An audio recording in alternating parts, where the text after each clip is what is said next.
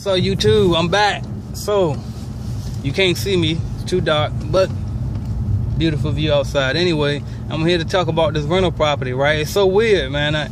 It feels funny because I'm not doing anything and I'm sitting here waiting for a check. Like, it's so crazy. It's crazy, man, because with the cleaning business, I work my tail off, right? And so it's weird because I have to work so hard with my cleaning business to keep it afloat. But with this rental property, I worked hard for probably the first 2 weeks. I cleaned the hell out the house or whatever. I made a list of things I wanted to have fixed before the tenant got in. We knocked those out. I got like 2 things that I still got to do. But other than that, I mean, it's simple stuff. I got a cabinet I put on order that still I wait for to come in. I order off a line. So I got to put that in, and then I got 2 closet doors that I want to change out and put some newer ones up there because the ones that's up there now, they kind of ragged. They come off, so they come off the track. So, but other than that, I mean, it's easy money. Like, I can't believe it. Like, I'm sitting here waiting on this $1,200. It's the easiest, outside of YouTube, is the easiest money I ever made. Or better, or really outside of AdSense, because it's not YouTube, it's AdSense that's really paying me, right? So, but anyway, it's crazy. And then I just got to get, I mean, this residual income stuff is real, and I can't wait till I can get more of them. But and I know it's only been 1 month, so so far what I've done with my rental property is I received my first month deposit. My deposit from my renter. She gave me that back in January, and now I got the first month's rent on the 1st of February, and now February is almost done, and here comes another one.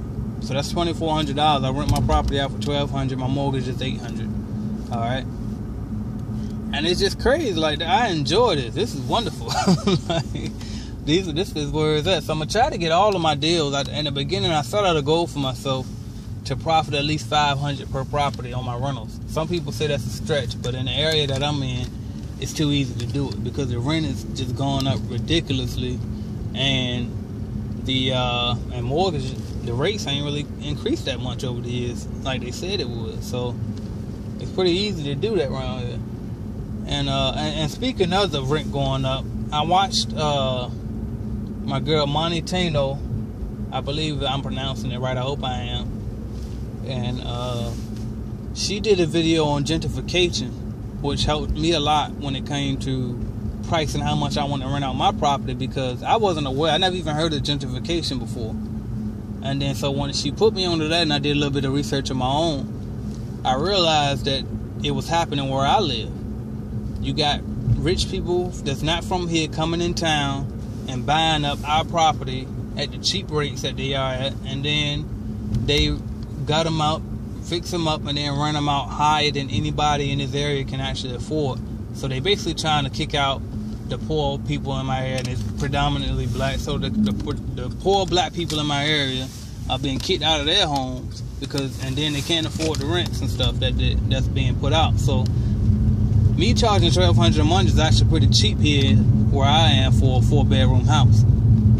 So I wanted to charge more. I could have charged way more. And actually, I was targeting Section 8 renters. And Section 8 guidelines said I could rent out that house for all the way up to, I think it's $1,700 if I wanted to. So, and made more than double my mortgage. But I think that's greedy, and I don't want to contribute to the gentrification that's going on. So I make sure that I make the profit that I want to make, and also provide a reasonable rent, because I don't want to contribute to that rising of the rent. So, but anyway, to get back to this thing, I want to let you know, guys. So first, you're probably wondering, how did I even go about getting this property? Well, actually, my first rental property is the house that I bought last year for myself. And so we moved out the house and we rented it out. Now somebody might say, okay, where are you moving to? Where did you move to though? How did you do that? Well, we were able to capture a unique situation. We kept our apartment that we lived in before we got the house, because we knew that it might be a possibility that we were coming back to it. So I rented out the house, we moved back to our apartment, and there's that. That's pretty much it. So that's one way of going about getting your first property. for those who are trying to figure it out. But really the best way, just for FYI, is that duplex method. You got to do the duplex. If you can do it, do it. I tried to do it, but I got impatient and I couldn't find any livable ones, so I just gave up and got the house. But so that's that. And don't let these people scare you, man. I got a guy at my job, he was telling me about his horror story about when he tried to rent properties out or whatever. And sorry, I ain't know y'all couldn't see anything.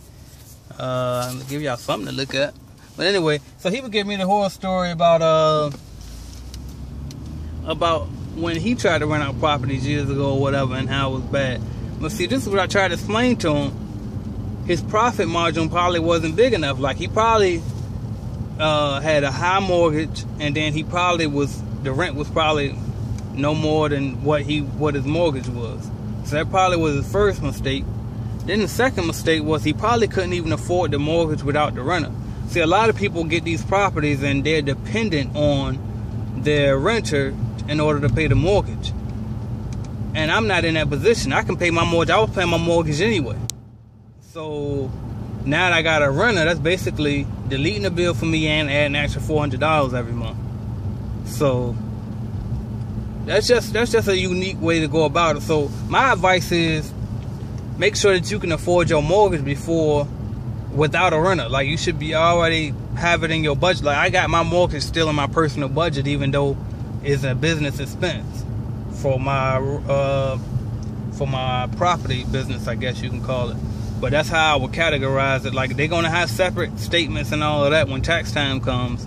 But as far as me paying my bills and all, I pay that mortgage out of my personal bills money as if it was my bill. But really, it's the rent now. It's that business income now, or expense now. So anyway, I kind of went around in circles with the explanation. But anyway, my point is, make sure you can afford the mortgage without the renter even being there. So that way you're not dependent on it. And that's where I think the guy probably messed up. So those two things. And I mean, it's just great though. I really it feels weird. Like I worked my tail off with that cleaning business, and now I think that rental income, that money is the easiest money I made since AdSense. This AdSense money is the easiest to get between, and then I'm gonna jump into these ebooks next and see.